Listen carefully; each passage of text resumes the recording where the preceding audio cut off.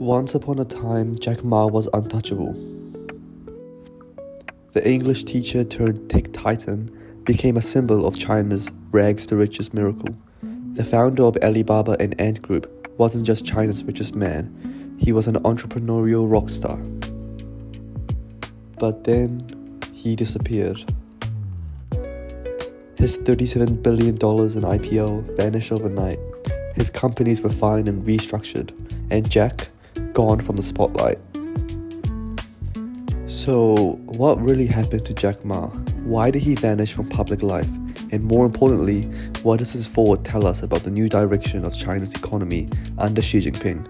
In this video, we unpack the rise, the fall, and the bigger picture, the rise of party-first capitalism in China. Section 1. The rise of Jack Ma. Jack Ma started out with no money, no connections, and by his own admission, no tech skills. But what he did have was vision. In 1999, he founded Alibaba in a tiny Hangzhou apartment. 20 years later, it was China's answer to Amazon, and much more. In 2014, Alibaba's IPO on the New York Stock Exchange raised $21.8 billion, the largest at the time. But his second act was even more revolutionary. Ant Group, originally just Alipay, a payment tool for Alibaba, Ant became a fintech super app. It offered loans, insurance, wealth management, and credit scoring to over 1 billion users in China. It was bringing financial services to the masses, something traditional Chinese banks weren't doing fast enough. By 2020, Ant Group was set to go public with a staggering $37 billion IPO, valued over $300 billion. Jack Ma was flying high, but in October 2020, it all came crashing down.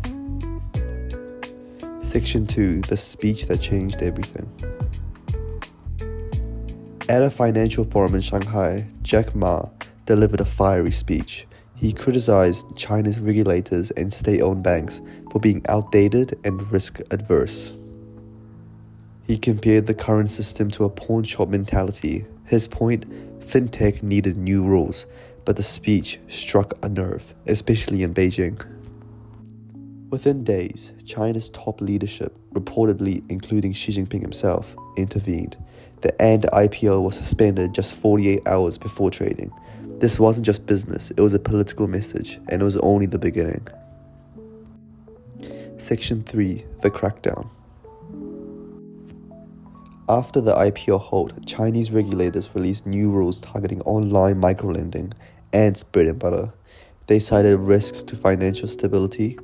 Ant was ordered to rectify its business, restructure into a financial holding company, and submit to tighter oversight. But it wasn't just Ant. Soon Alibaba was fined $2.8 billion for antitrust violations. Ride-hailing giant Didi got pulled from the app stores. The entire edtech sector was practically wiped out overnight. Tencent, Meituan, and others were dragged into the storm. In total, Chinese tech firms lost over $1 trillion in value, and Jack Ma, he disappeared from public life for months. Some reports said he was in Japan, others pointed to Singapore, but one thing was clear, he was out of sight and out of power. Section 4. Why the crackdown happened. So, why did China go after its most successful entrepreneurs? To understand that, we need to talk about the CCP's growing power in the private sector. Under Xi Jinping, the party has made it clear, no company, no matter how big, is above the state. This isn't new. Since 2017, private firms have been required to include party committees in their corporate governance, but Jack Ma's criticism crossed the red line. Xi's administration used the Ant saga to reassert control. Tech companies weren't just making money. They were handling financial data, influencing public opinion, and shaping the lives of hundreds of millions. That made them powerful and potentially dangerous. The CCP responded by embedding itself into corporate life, including acquiring golden shares in companies like Alibaba, ByteDance, and Tencent. These shares are tiny, 1% or less, but they come with veto rights and board access. The goal? Ensure the party has direct influence over how these firms operate. Section 5. The the new rules of Chinese capitalism. What emerged is a new kind of capitalism, not free market, not socialist, something in between, party-led capitalism.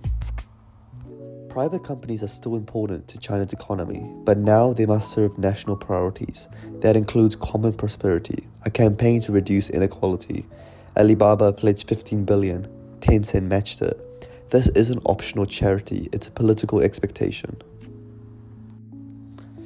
Entrepreneurs have taken the hint. Jack Ma gave up control of the Ant Group in early 2023. The founders of ByteDance and Pinduoduo also stepped back. The new generation of CEOs is quieter, more cautious, and very aligned with party goals. Section 6. Foreign investor fallout. All of this has spooked global investors. The Ant IPO was a wake-up call. Political risk in China is real. Over 1 trillion in market value evaporated across Chinese tech stocks. Foreign firms like SoftBank, which had huge stakes, and Alibaba lost tens of billions. George Soros warned that investors in China's Xi Jinping era were in for a rude awakening. Surveys show growing pessimism. Multinational companies fear regulatory whiplash. Venture capital cooled, and yet some are still investing, hoping the worst is over. In 2023, Xi personally met with global CEOs to calm nerves. Jack Ma even reappeared in China, smiling at a university lecture. But trust once shaken is hard to rebuild. Section 7. So where is Jack Ma now? After months abroad, Jack Ma reportedly lived quietly in Tokyo, attending art exhibits and staying under the radar. In early 2023, he was spotted back in China, visiting schools and speaking at university. But make no mistake, he's no longer the maverick he once was. He's not running Alibaba, he's not controlling Ant, and he's definitely not criticizing Chinese regulators. The message to other entrepreneurs is crystal clear. Stay in line, stay quiet, and serve the state. But what does this all mean? Jack Ma's fall is more than a personal story. It's a reflection of how Chinese capitalism is changing. The old era of move fast and break things is over, and this places a new model. Innovation, yes, but only within party-approved limits. China's economy is still dynamic, but is becoming more state-guided, more politically sensitive, and are less forgiving of flamboyant billionaires. If you are a foreign investor, a tech founder, or just watching from the sidelines, one thing is clear. In China, success in business is no longer just about what you build. It's also about who you don't offend. Thanks for watching, and if you found this video helpful, make sure to leave a comment below. Do you think Jack Ma deserved what happened to him, or was he a victim of politics? And if you want more deep dives on global economics and power, don't forget to like and subscribe. Bye bye!